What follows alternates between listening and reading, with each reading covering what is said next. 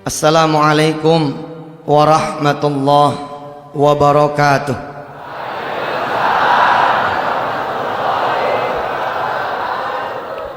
Allahumma salli wa sallim wa barik ala sayyidina Muhammad wa alihi walhamdulillahi rabbil alamin.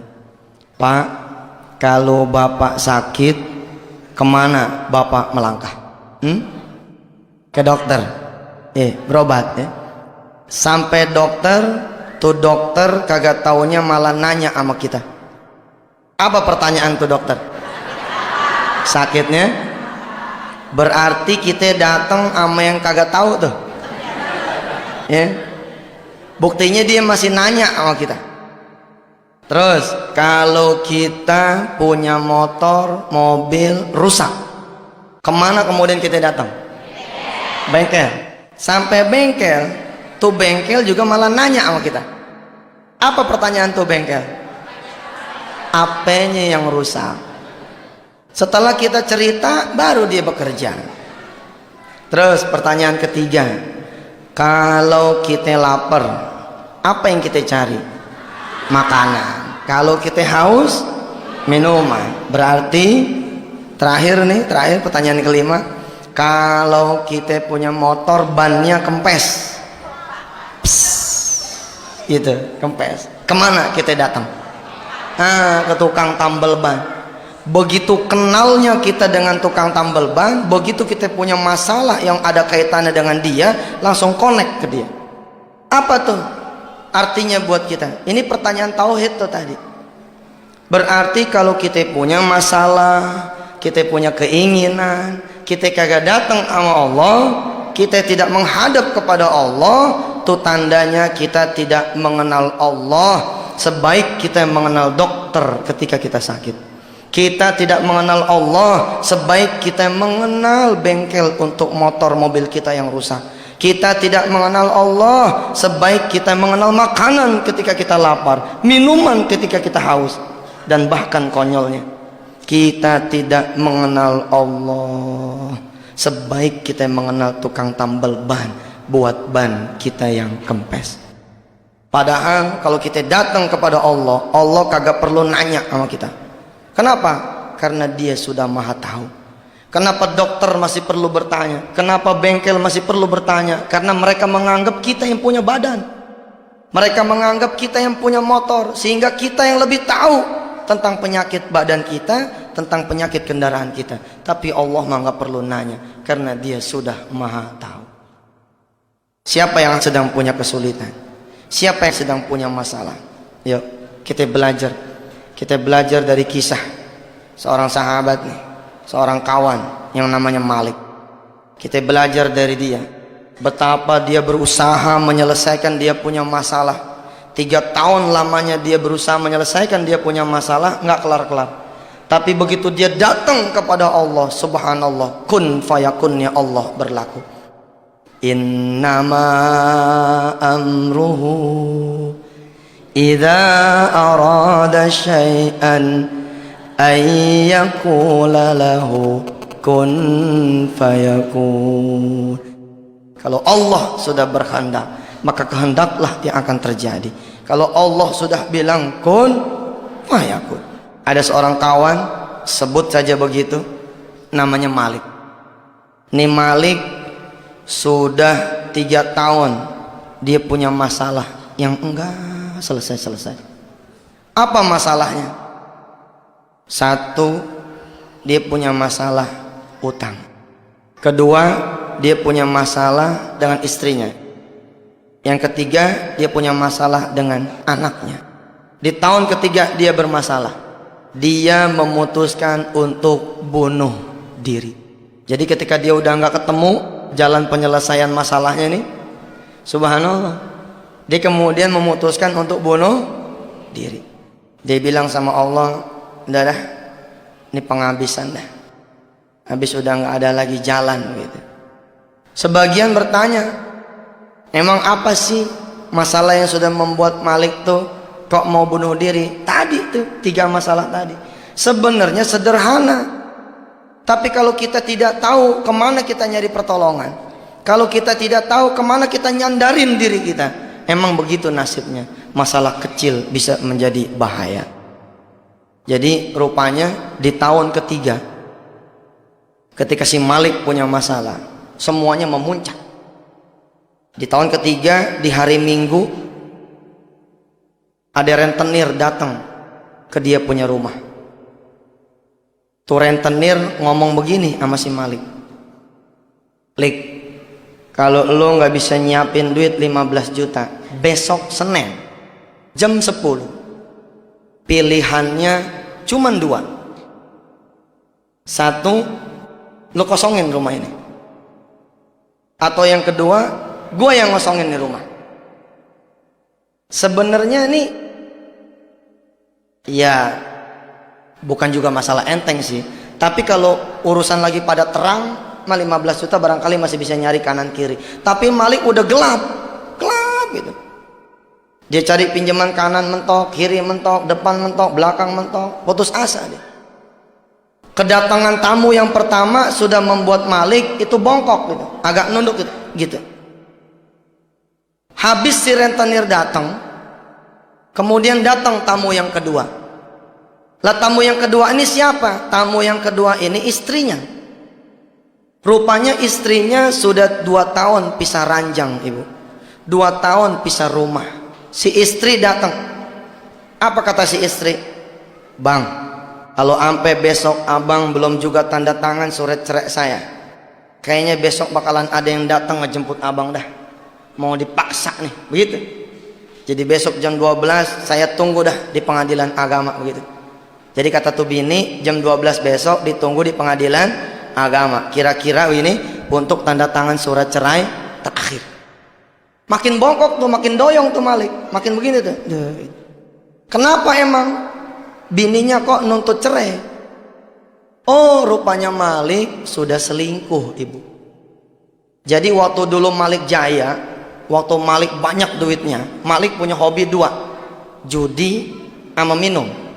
Ketika dia bermasalah, ketika usahanya bangkrut, kerjaannya ancur-ancuran, tuh hobi berubah jadi pelarian. Hobi minum dan judinya berubah jadi pelarian. Tahun kedua dia minum, dia mabok, dia judi. Kemudian terjadi peristiwa perselingkuhan. Padahal Malik udah bilang nih sama istrinya, Ma, bapak kan selingkuh tidak sengaja. Ada nggak selingkuh tidak sengaja? Agak ada. Lah ini ada buktinya si Malik. Kata Malik, Ma, bapak selingkuh kagak sengaja. Jadi rupanya begitu dia mabok gitu, pulang ke tempat perempuan yang bukan bininya, sama-sama mabok. Lelaki perempuan sama-sama mabok, satu rumah, satu kamar, kejadian. Cuman begitu besok paginya si perempuan bilang begini sama si Malik, Lik, kita udah pada gede dah, kita semalam kagak sengaja nih. Ya udah, gua pulang, lu pulang. Anggap aja peristiwa nggak terjadi apa-apa semalam. Ternyata 4 bulan kemudian diralat sama nih perempuan. Apa kata si perempuan? Waduh, kagak bisa nih. Ternyata kagak sengaja, jadi juga begitu. Lah bininya tahu, ibu yang dirahmati Allah. Siapapun perempuan, siapapun seorang ibu, siapapun seorang istri, kalau urusan sama suami, urusan ekonomi, banyak yang kuat gitu. Banyak yang kuat. Kalau udah urusan ekonomi, insya Allah dah banyak yang kuat. Tapi kalau udah urusan perasaan, emang rada-rada nih. Iya kan, kalau suami nggak punya beras di rumah, istri dicolek nih, nah ngomong gitu deh ke mertua, bilang pinjem beras, maju tuh istri maju minjem beras, minjem apa gitu. Laki butuh modal, bini dicolek, nah kemana ya kita minjem duit buat modal? Jalan tuh istri, pasti dia maju buat sang suami untuk nyariin modal. Di depan ada yang ngetok pintu, si suami tahu yang ngetok yang nagih utang, tuh bini dicolek, bilangin gih bapak nggak ada, pasti masih mau tuh bini bilang berbohong buat si suami. Tapi kalau udah urusan perasaan, kagak dah. Jadi begitu ketahuan, apa kata bininya? Langsung ceraiin saya aja deh bang gitu. Siang itu dia datang tuh hari Minggu, dia ngomong, bang besok jam 12 saya tunggu di pengadilan agama. Udah. Ba'da asarnya, anaknya Malik yang kecil yang datang pulang dari main bola, Ini Malik punya 2 anak, Ibu. Malik punya 2 anak, Pak. Yang pertama namanya Rifki bin Malik, ikut sama dia. Yang kedua yang kecil. Nah yang kecil ini ikut istrinya. Nah yang pertama nih pulang main bola nih ba'da asar. Apa kata nih anak? Pak, besok saya udah nggak bisa sekolah gitu. Kenapa? Ya bapak lupa bayaran. Udah hampir 7 bulan nih belum bayaran. Seorang ayah kalau nggak bisa ngasih jajan anak, seorang bapak kalau udah nggak bisa bayarin anak, nyesek tuh. Betul Ji? Kita nih anak lain pada jajan, anak kita datang ke kita, Pak minta duit, kita lagi nggak ada. Hati nggak keruan. Itulah hati seorang ayah. Begitu juga Malik. Begitu ngedenger nih anak nggak bisa sekolah besok, langsung tuh sesek deh. Sehingga ba'da isya, malamnya tuh malam Senin dia memutuskan say goodbye dah sama dunia. Dia mau bunuh diri begitu. Tapi subhanallah, rupanya nih Malik masih agak bener nih. Iya, masih ingat sholat gitu. Jadi begitu dia mau bunuh diri, ingat dia belum sholat. Apa dia bilang? Iya, udah lama gua nggak sholat gitu. Terakhir dah, sebelum bunuh diri nih, gitu. Mau sholat dulu gitu. Secara tidak sengaja nanti lewat kisah ini, ternyata Malik melakukan 6 hal. Malik melakukan 6 langkah yang diperintahkan sama Rasulullah ketika kita memang bermasalah. Kalau 6 langkah ini kita jalanin secara sempurna, insya Allah nggak ada masalah yang nggak selesai. Yang pertama kata Rasulullah, kalau hati sedang gundah gulana, sedang gelisah, sedang dirundung masalah, falyatawadda, berwudulah kalian kata Rasulullah. Nah namanya orang mau sholat kan wudu. Jadi begitu mau gantung bunuh diri, si Malik ingat, iya gue sholat isya dulu dah. Dia wudu nih Ibu. Begitu wudu kan yang dibasuh muka, kenapa yang adem hati gitu. Nih lihat, kita sering salah nih jadi manusia. Mestinya kan Allah, ikhtiar Allah, ya toh? Doa, ikhtiar doa, sabar, ikhtiar sabar, tawakal, ikhtiar tawakal. Pokoknya Allah, ikhtiar Allah. Kita kan kagak ikhtiar, langsung ikhtiar. Begitu mentok baru dia ke Allah. Salah nggak kalau kita mentok baru ke Allah? Ya nggak salah, bener, daripada nyemplung. Tapi kemana aja? Begitu mentok baru nyari Allah. Coba kalau nyari Allah dari pertama, insya Allah nggak bakalan mentok. Kira-kira begitu. Nah Malik wudu. Begitu wudu hatinya adem. Apa kata si Malik? Ya salam, ya Allah, ini saya belum pernah dapat ketenangan kayak begini. Alhamdulillah, kok sekarang rasanya adem, tenang. Nah kemudian habis falyatawaddo kata Rasulullah, wal yusalli raka'ataini. Nah sebenarnya dalam konteks itu sholat hajat tuh, sholatlah 2 rakaat gitu. Amali sholat isya, sama aja prinsipnya gitu. Jadi habis wudu sholat, Malik sholat tuh. Habis sholat nengok kanan kiri beri salam, ada Quran. Iseng dia pikir terakhir juga dah ngaji gitu. Sholatnya udah, ngaji dah. Dia buka tuh Quran.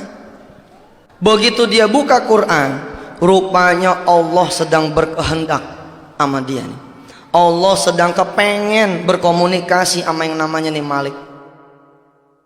Begitu dibuka ayatnya, surah Ali Imran ayat 26-27. Qulillahumma malikal mulk tu'til mulka man tasha wa tanzi'ul mulka mimman tasha wa tu'izzu man tasha wa tudhillu man tasha biyadikal khair innaka ala kulli syai'in qadir. Hitam kata Allah, hitam yang terjadi. Putih kata Allah, putih yang terjadi. Seolah-olah Allah bilang lewat ayatnya nih, kata siapa rumah lu bakalan disita? Kalau aku yang maha mengamanahkan rumah kepada orang-orang yang berumah, masih mengamanahkan rumah ini kepadamu, maka nih rumah tetap menjadi milikmu. Lik, kata siapa? Lu punya bini bakalan cerai besok. Kalau aku yang mempersatukan dua hati, masih tetap dalam satu keluarga yang sakinah mawaddah warahmah, maka itulah yang akan terjadi. Malik, qulillahumma malikal mulk. Masalah itu bukan kata orang, tapi kata diriku, kata Allah. Kalau aku bilang kalian bermasalah, maka itulah yang terjadi, kalian akan bermasalah. Kata siapa juga tuh anak nggak bakalan sekolah. Urusan sekolah bukan urusan duit, tapi urusan apakah aku mengizinkan anak-anak pada sekolah atau tidak. Biyadikal khair, innaka ala kulli syai'in qadir. Bukan, kata Allah, bukan di tangan manusia semua keputusan, tapi di tanganku. Tapi Malik nggak percaya. Sebab apa? Dia pikir, ya Allah, waktu udah tinggal dikit lagi. Besok jam 10 saya kudu ada duit 15 juta. Dari mana jalannya? Sedangkan kaki udah keikat kayaknya di dalam kamar, nggak bisa keluar, udah malu dia. Terus bini udah 2 tahun ditahan, ya kan? Bini udah 2 tahun ditahan, tidak dia ceraikan. Tapi besok kayaknya udah nggak mungkin dah. Seluruh keluarganya bakalan datang nyerbu begitu, nggak punya pilihan buat dia kecuali emang dia lepas tuh istrinya. Kira-kira dia mau ngomong, nggak mungkin gitu. Emang juga kalau kita nanya sama kita punya otak, nggak mungkin. Tapi kalau kita nanya sama Allah, apa yang tidak mungkin bagi dia? Kalau Allah sudah bilang kun fayakun. Karena Malik masih ragu, Allah bikin tuh dia punya mata terus ngelihat tuh ayat yang lain. Ternyata ayat terusannya, ayat 27-nya tuh. Tulijul laila fin nahari wa tulijun nahara fil lail. Lik, jangan kata ngubah nasib kamu, Lik. Kata Allah kira-kira begitu ya. Tulijul laila fin nahari wa tulijun nahara fil lail. Malam bisa aku ubah jadi siang, siang bisa aku ubah jadi malam. Apalah lagi cuma urusan nasib manusia. Wa tukhrijul hayya minal mayyiti wa tukhrijul mayyita minal hayy. Yang lebih sulit dari itu Allah bisa ngebangkitin orang yang udah pada mati. Wa tarzuqu man tasha'u bighairi hisab. Allah kalau udah mau ngasih rezeki sama kita, bukan dengan jalan apa yang kita duga doangan, bukan dengan jalan apa yang kita pikirin doangan. Wa tarzuqu man tasha'u bighairi hisab. Tapi Malik masih tetap nggak percaya. Nah, kata Malik, udah nggak mungkin, udah nyerah. Karena Malik masih nggak percaya, Allah gerakin tuh tangannya tuh. Malam itu rupanya Allah berkenan tuh berdialog sama Malik. Kita berdoa dah, mudah-mudahan kita juga dikasih kesempatan yang sama begitu. Kita ibadah enak begitu. Dia buka lagi tuh Quran. Begitu dibuka Quran, ada surah Fatir, surah ke-35 ayat 2 dan 3. Ini yang dibaca sama Malik setelah surah Ali Imran tadi. Subhanallah, benar. Emang apa tuh ayat? Ma yaftahillahu linnasi mir rahmatin fala mumsikalaha wa ma yumsik fala mursila lahu min ba'di wa huwal azizul hakim. Malik, udah dah kata Allah, belum tentu tuh keburukan terjadi, sebagaimana belum tentu kebaikan terjadi kalau aku tidak menghendaki. Sudah. Wa huwal azizul hakim. Allah Maha Perkasa lagi Maha Bijaksana. Ya ayyuhan nasul kuru ni'matallahi alaikum hal min khaliqin ghairullahi yarzuqukum minas samai wal ardh la ilaha illahu la ilaha illahu fa anna tufakun. Ya ayyuhan nasu dzkuru ni'matallahi alaikum. Manusia, kata Allah, ingat dong rizki yang aku berikan kepada kalian semua. Ibu, bapak, coba semua pegang kuping masing-masing. Ayo, semua pegang kuping masing-masing. Nih, pakai tangan kanan. Pegang. Tarik sampai berasa panas. Iya bener. Bandel. Angkat. Tarik ke bawah. Tarik. Berasa nggak? Berasa. Terus tangan kiri. Tangan kiri tarik kuping kiri sampai berasa. Nah, pernah nggak minta telinga yang bisa mendengar? Kagak. Kenapa? Karena kuping kita dikasih udah bisa ngedengar. Apa kata Allah tuh? Ya ayuhan nasu dzkuru ni'matallahi alaikum. Kalau terhadap yang kalian tidak minta, aku bisa memberi. Kenapa lagi terhadap yang kalian minta, aku tidak bisa memberi? Hal min khaliqin ghairullahi yarzuqukum minas sama'i wal ard. Lagian emang ada, kata Allah, emangnya ada yang bisa ngasih rizki dari langit dan bumi kecuali aku, kata Allah. Allah ngejawab sendiri itu, la ilaha, nggak ada kecuali Allah. Fa anna tu'fakun. Ayo, kata Allah, balik, irji ilayya, balik kepadaku, kata Allah. Mohonlah apa yang kalian butuhkan, mohonlah apa yang kalian perlukan, mohonlah apa yang kalian rasakan. Kalian itu punya masalah. Malik kemudian insaf, dia tutup tuh. Tadi ada Asmaul Husna tuh, di ayat 2-nya, Wahuwal Azizul Hakim. Sama Malik ditutup nih Quran. Iya dah, kalau emang semua kehendak Allah, kalau emang semua urusan di tangan Allah, baik, saya nggak jadi dah bunuh diri, dia bilang gitu. Dia tutup nih Quran. Begitu dia tutup nih Quran, dia bangun, ibu. Dia bangun ngapain? Dia bangun rupanya keluar dari dia punya kamar. Keluar dari dia punya kamar, dia jalan ngelewatin ruang tamu. Sampailah ke pintu rumah utama, ke pintu depan. Begitu sampai pintu depan tuh, pintu dikunci sama dia. Dia serelekin gitu. Begitu dia kunci, dia matiin semua lampu kecuali 2 kamar yang dia tidak matiin. Kamar dia dengan kamar anaknya.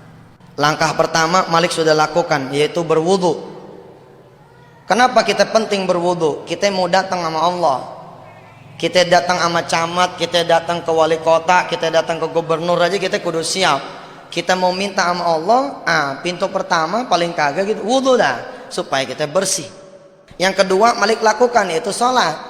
Dalam kasus Malik memang dia sholat isya. Nanti kita semua kalau punya masalah paling kagak begitu, sholat hajat. Lebih top lagi kalau kita bisa bangun malam, kita sholat malam. Yang ketiga yang dilakukan sama Malik adalah baca Quran tuh. Wal yaqra'il Qur'ana walau ayatan. Bacalah Quran walau seayat. Ternyata Malik baca, dan Quran inilah yang kemudian menyelamatkan dirinya. Nah, yang keempat nih yang bakalan Malik lakukan. Apa yang keempat? Berdoa. Kita kan ngakunya doang punya masalah, kita ngakunya doang punya keinginan, tapi siapa yang berdoa? Belum tentu tuh. Kita berdoa sambil lari, iya kan? Kalau kita ngelipat sejadah aja langsung baca Allah malantas jalan tuh. Begitu kita assalamualaikum, berdoanya langsung sambil ngelipat sejadah kan. Kita nggak pernah berdoa ya Allah sampai husuk gitu, belum pernah. Malik mau melakukan itu. Kenapa dia matiin semua lampu? Kenapa dia kunci itu dia punya rumah? Dia kepengen berduaan sama Allah Subhanahu wa ta'ala. Jadi dia balik lagi ke kamarnya, dia duduk, dia tawajuhkan dia punya wajah, dia tawajuhkan dia punya hati ke Allah. Dia pengen ngadep pada Allah. Ya Rabb, saya datang kepadamu dengan membawa saya punya masalah. Engkau yang maha mendengar, engkau yang maha melihat, engkau yang maha kuasa. Tolongin dah saya nih malam begitu, supaya besok rumah saya jangan disita, istri saya jangan cerai, anak saya jangan sampai dikeluarin begitu. Kemudian dia baca tuh Asmaul Husna-nya tadi tuh, Wahuwal Azizul, sambil dia ademin dia punya hati, dia baca, Ya Azizu Ya Hakim Ya Ghafuru Ya Rahim Ya Azizu Ya Hakim Ya Ghafuru Ya Rahim Ya Azizu Ya Hakim Ya Ghafuru Ya Rahim. Ya Aziz, wahai yang maha perkasa.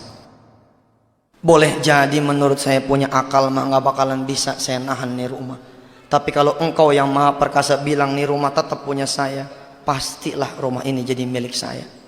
Ya Roh, kayaknya mah nggak mungkin istri saya tahan supaya jangan minta cerai. Tapi kalau engkau yang maha berkehendak bilang tuh istri jadi tetap milik saya, insya Allah tuh istri masih di samping saya. Roh, engkau yang maha perkasa bisa menyekolahkan anak-anak yang lain, kenapa anak saya kagak? Terus dia baca juga ya Hakim, wahai yang maha bijaksana. Boleh jadi saya susah lantaran diri saya yang bikin saya jadi susah. Boleh jadi saya sulit lantaran saya punya dosa dan keburukan. Tapi engkau ya Hakim, engkau yang maha bijaksana. Ra, ampunin saya punya dosa. Ya Ghafuru Ya Rahim. Udah tuh. Sampai jam 1 kurang lebih nih Malik baca. Yuk kita baca dulu bareng-bareng. Ya Azizu Ya Ghafuru Ya Rahim. Ya Azizu Ya Hakim Ya Ghafuru Ya Rahim. Ya Azizu Ya Hakim Ya Ghafuru Ya Rahim. Kita sebut namanya Allah. Insya Allah kalau kita sebut namanya Allah, Allah ingat nama kita. Malik nyebut nih sampai jam 1. Permintaan dia rumah jangan disita. Kedua istri jangan. Yang ketiga anak jangan dikeluarin. Begitu jam 1 mata dia pedes. Begitu dia pedes dia wudhu lagi. Begitu dia wudhu dia baca Quran lagi. Begitu baca Quran, kali ini yang dia baca ayat tentang pasrah. Kali ini yang dia baca ayat tentang pasrah. Kalau sudah berdoa, falyatawakkal 'alallah, maka berserah dirilah kepada Allah. Emang apa yang Malik baca? Yang Malik baca surah At-Thalaq ayat 2, ayat 3, ujung ayat kedua. Wa may yattaqillah yaj'al lahu makhraja wa yarzuqhu min haitsu la yahtasib wa man yatawakkal 'ala Allah fahuwa hasbuh innallaha balighu amri qad ja'alallahu likulli syai'in qadra. Wa may yattaqillaha yaj'al lahu makhraja. Tenang lek kata Allah.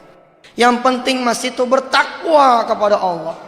Pelihara diri sesudah berdoa ini. Insyaallah yaj'al lahu makhraja. Allah akan ngasih jalan keluar. Wa yarzuqhu min haitsu la yahtasib. Allah bakal kasih rezeki dari jalan yang tidak pernah dia duga. Wa may yatawakkal 'ala Allah, dan barang siapa yang bertawakal, berserah diri kepada Allah, fahuwa hasbuh, Allah yang akan urus.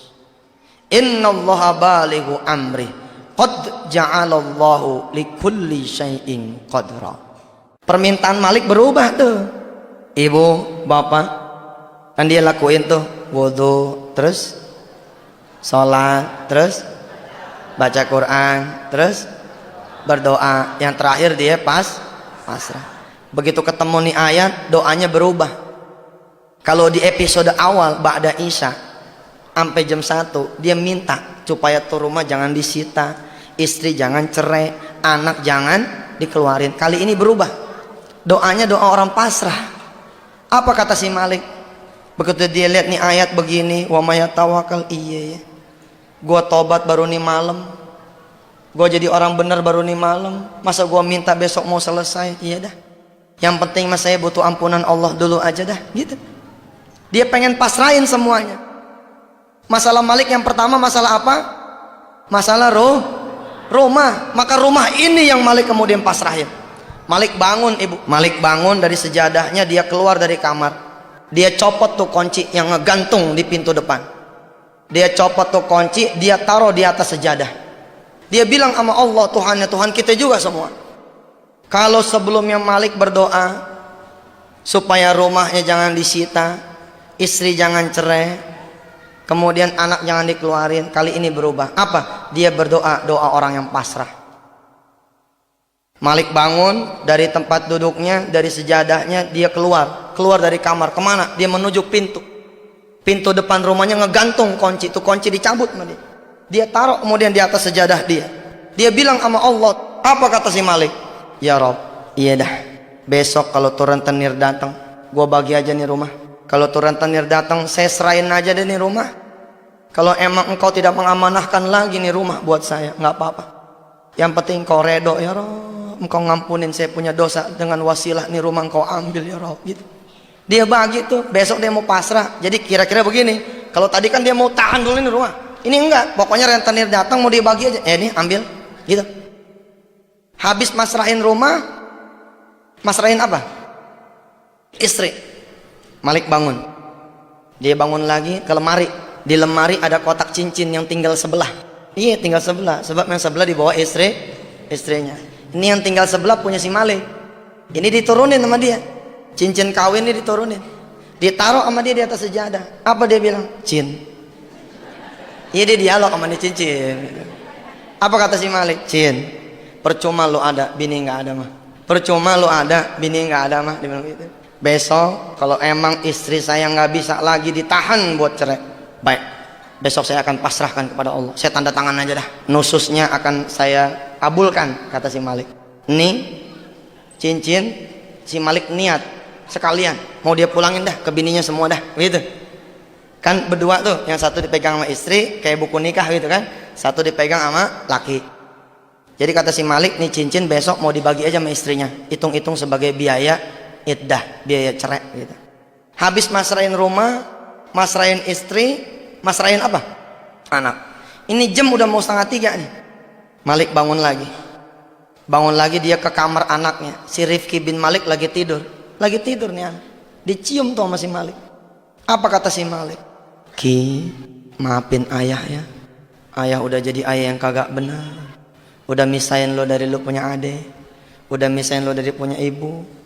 Ki, umpama besok bapak kagak ketemu juga nih duit buat lo sekolah, bapak anter dah sekalian ke pengadilan. Lo ikut sama ibu lo aja, lo ikut sama nenek lo aja dah. Ayah doain supaya kamu, kata si Malik nih, dapat ayah yang lebih baik daripada ayah. Begitu. Pasrah dah. Dia udah nggak pengen ngelihat semuanya. Rumah dia nggak pengen lihat, bini nggak pengen lihat, anak juga nggak pengen lihat. Dia pengen pasrah.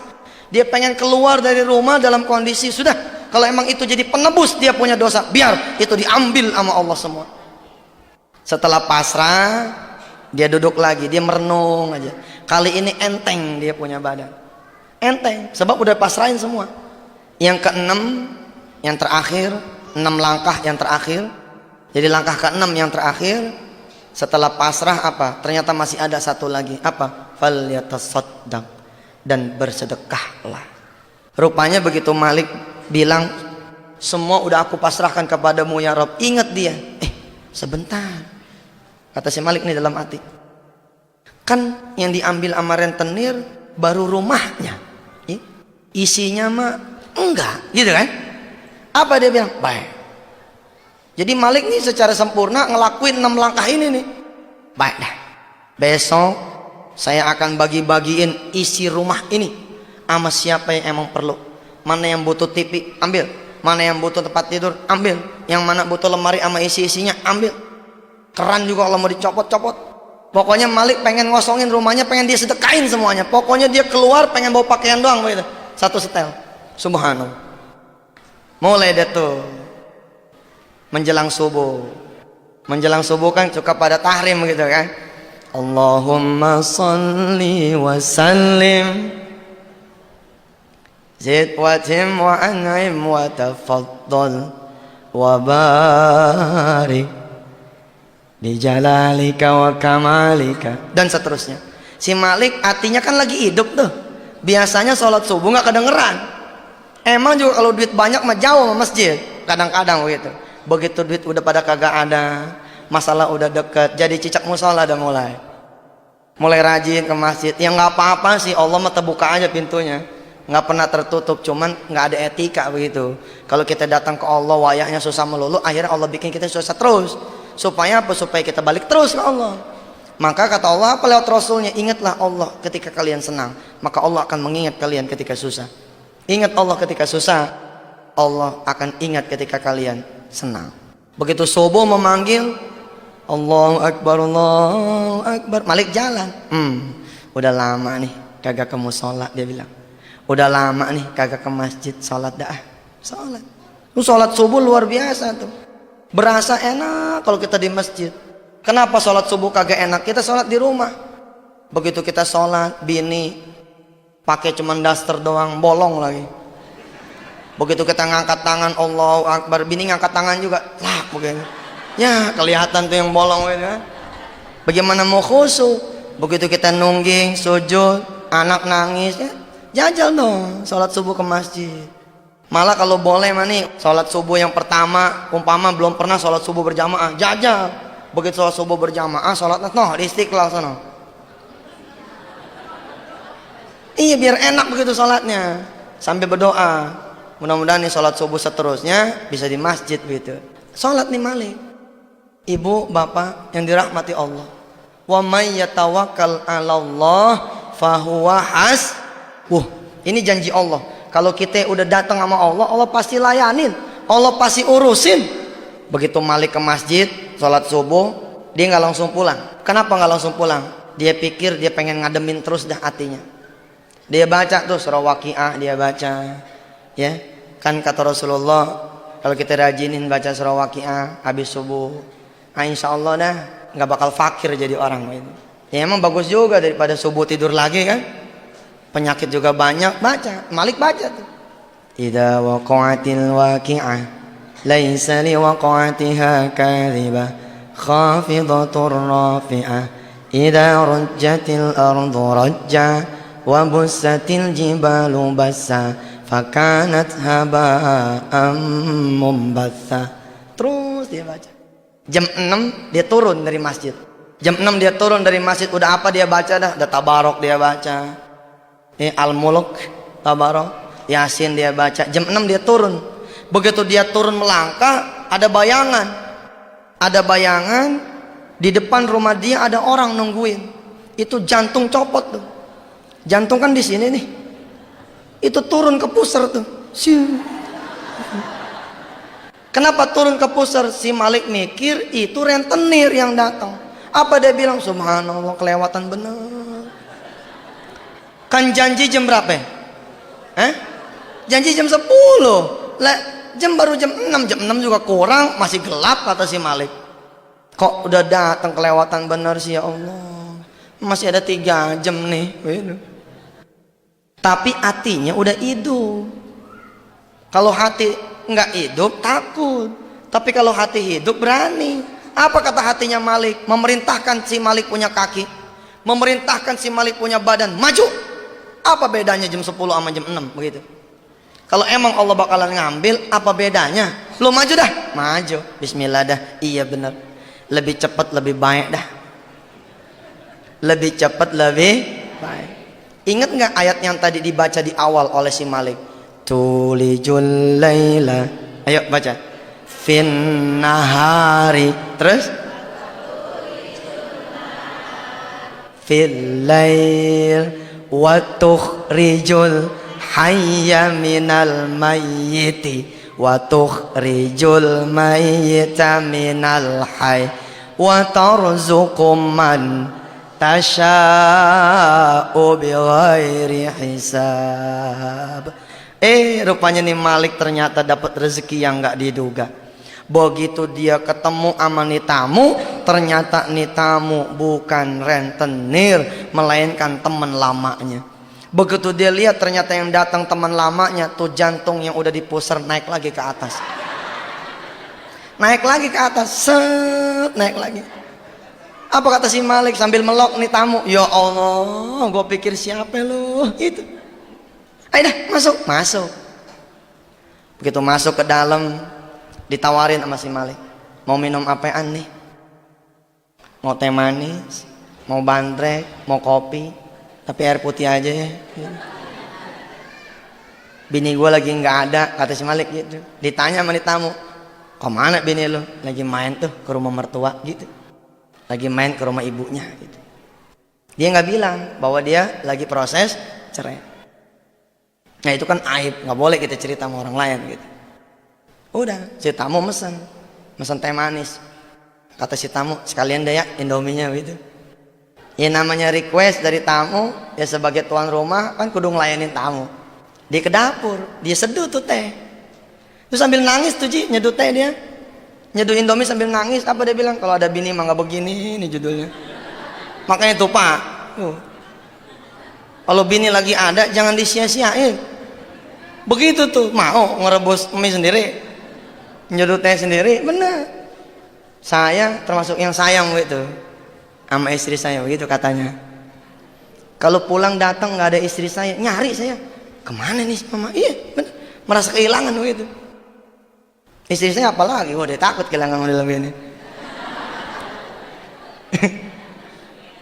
Malik tuh nyeduh teh manis sambil nangis. Apa dia bilang? Ya Allah, iya. Enggak, gua enggak lagi susah. Gitu. Dia ngehibur hatinya, enggak. Gua enggak lagi susah. Buktinya gua masih bisa nyeduh teh nih. Buktinya gua masih bisa nyeduh mie nih. Enggak, gua enggak lagi susah. Sambil nangis tuh dia. Enggak, ya Allah, enggak. Saya enggak lagi susah gitu. Pokoknya dia ademin hati. Emang yang lebih efektif menghibur kita. Kita yang menghibur diri kita itu efektif tuh. Terus dia bawa nih mie yang udah diseduh. Saya paling demen tuh nyeduh mie pakai cabai dicacak gitu ya. Enak gitu. Sampai huha gitu. Malik dia bawa nih mie yang udah direbus. Malik dia bawa teh yang udah diseduh. Dia taruh ke nih tamu. Ngobrol nih berdua. Begitu ngobrol berdua, ibu bapak yang dirahmati Allah, mudah-mudahan kita semua emang masalah diangkat dah sama Allah kalau emang kita datang sama dia. Ngobrol nih Malik sama nih tamu. Kata si Malik, tumben loh pagi-pagi datang, ada apaan? Lik, begini, gua ada order nih. Lu kan jagoan naksir alat-alat berat. Oh, rupanya ibu bapak yang dirahmati Allah, Malik ini kerjaannya, bisnisnya merekondisi alat-alat berat.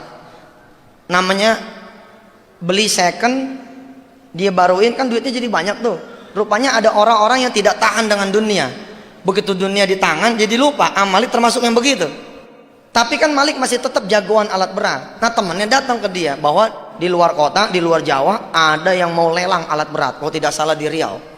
Jadi kata si tamu, Lik, lu ikut sama gue dah, bantuin gue nge-presale tuh harga, naksir tuh harga. Karena Malik jago ngelihat besi tua aja, dia udah tahu ini harganya berapa, nanti jadinya berapa.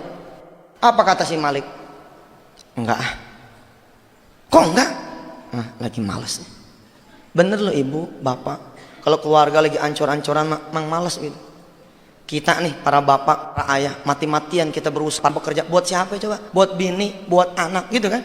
Istri juga begitu, mati-matian kerja gitu kan, jagain rumah, jagain anak. Atau mungkin ada yang berkarir di luar. Buat siapa? Bukan buat orang lain kan. Buat suami, buat anak, mungkin buat orang tua. Tapi kalau keluarga udah nggak ada, apa ada semangatnya? Nggak ada. Maka tuh ini juga nih menjadi pengajian keluarga sakinah nih.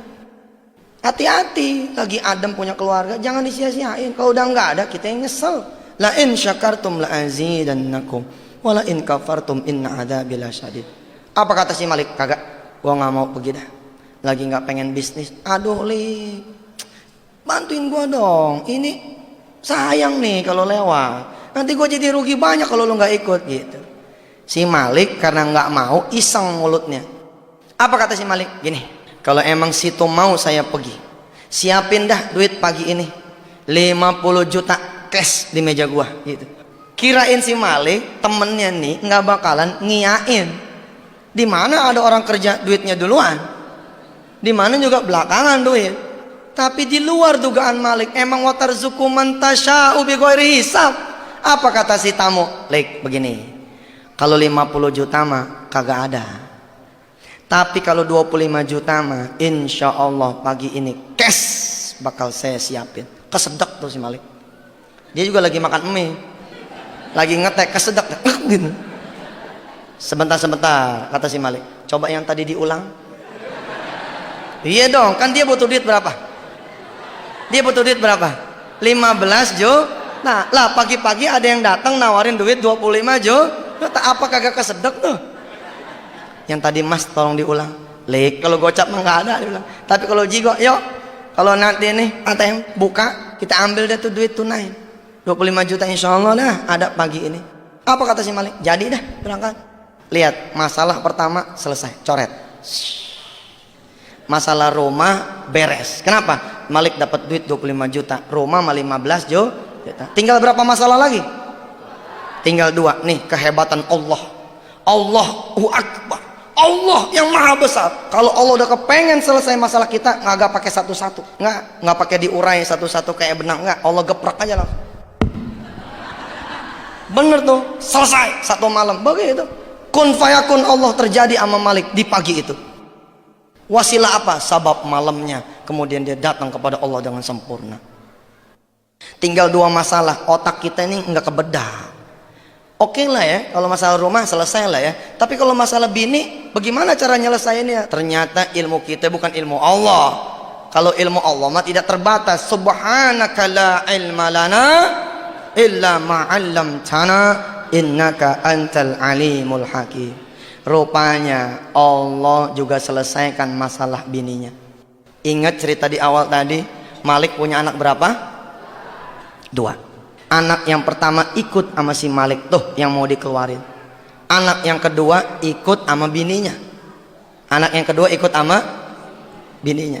Lah anak yang kedua ini ketika si Malik ngadep sama Allah, Allah bikin dia nangis sepanjang malam. Nangis nggak berhenti nangis. Sehingga mertuanya Malik alias ibunya nih si istri ngomong begini, barangkali anak lo nih kangen kali sama bapaknya. Barangkali anak lo nih kangen sama kakaknya. Ya coba kita besokan katanya terakhir mau cerai lo pada. Temuin dulu Gi. Yang penting nih anak jangan sampai sakit. Subhanallah. Ternyata ini jadi jalan kelak yang bisa menyatukan kembali rumah tangga si Malik dan istrinya. Cara yang tidak pernah diduga oleh Malik dan juga oleh istrinya, bahkan oleh kita semua. Bininya bilang sama mertuanya si Malik, boleh, tapi nanti bagaimana? Kan saya udah bilang saya tungguin di pengadilan, ntar malu dong gitu. Udah bilang aja sama Malik bahwa situ datang bukan buat Malik, buat anak. Jadi bininya datang ke rumah Malik dengan ngancem, bang, gua datang bukan buat lo nih, gua datang buat anak kita, dia kangen sama abangnya nih, gitu. Abis ini tetap ayat tungguin di pengadilan gitu. Datang nih bini pagi-pagi. Jadi si Malik jalan ke ATM, kemudian si istri jalan ke rumah. Begitu nyampe amprokan.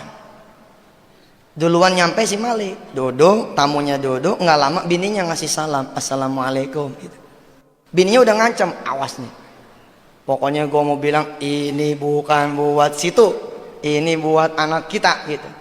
Tapi begitu pintunya dibuka sama si Malik, istrinya ngelihat Malik tersenyum, senyumnya lebar bener.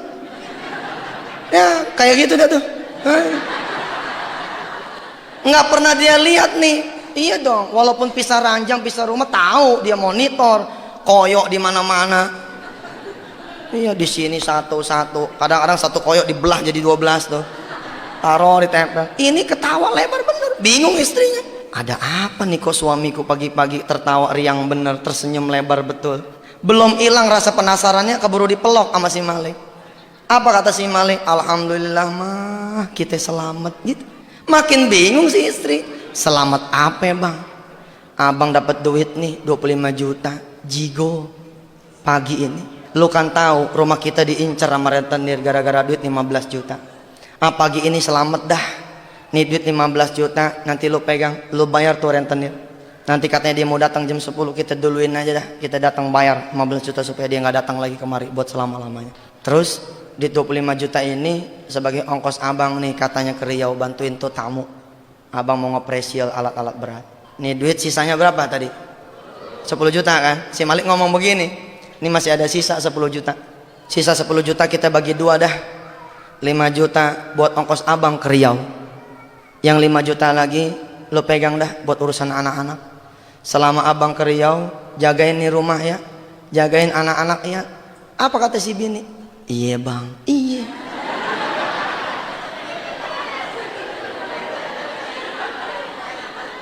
Dia lupa tuh, dapat duit gotiau lupa. Dapat duit 5 juta lupa, padahal dia ngancem bener jam 12 besok gitu kan, kemarin kan, gua tungguin di pengadilan agama. Enggak, ya muqallibal qulub, Allah yang mau memiliki hati. Kalau Allah udah bilang totek, Allah udah bilang nih 10 juta kita bagi 2 ya neng, kata nih abang, kita bagi 2 ya mah, 5 juta abang bawa ke Riau buat ongkos abang, 5 juta lagi lu jagain anak-anak, lu jagain rumah selama abang pergi ke Riau. Dijawab, iya bang, subhanallah, nggak jadi tuh, nggak jadi cerai 5 juta lumayan cerai. Lah tinggal berapa urusan lagi? Tinggal 1 cetek dah, 1 cetek dah, cuman 7 bulan kali gocap mah cuma 3,5 cetek. Tentu ada yang bertanya di sini, apakah semudah itu? Buktiin aja, buktiin aja. Apakah semudah itu Ustaz? Buktiin aja. Buktiin dah. Masalah lama dan besarnya itu urusan Allah. Yang penting kita buktiin. Kita wudu, kita jaga nih, kita jaga diri kita. Wudu juga 2 tuh, jaga dari yang najis betulan, sama jaga namanya kita punya wudu masih kita nyenggol perempuan yang bukan muhrim. Yang namanya kita punya wudu masa ibu mau ditenggor sama lelaki yang bukan muhrim, kira-kira begitu. Namanya kita punya wajah dalam basuhan wudu masa iya kita mau ngomongin orang, kira-kira begitu. Kita punya wudu masa iya kita mau ngutil. Kita punya wudhu masa iya kita mau bohong, kira-kira begitu. Habis wudhu sholat, habis sholat baca Quran, habis baca Quran kita doa, habis doa kemudian kita pasrah, habis pasrah kemudian kita bersedekah dengan sedekah yang terbaik. Insya Allah kemelut apapun yang sedang kita hadapi Allah akan keluarin kita. Kita tutup dulu taklim kita kali ini. Hadanallahu wa iyyakum ajma'in. Tsumma assalamu alaikum warahmatullahi wabarakatuh.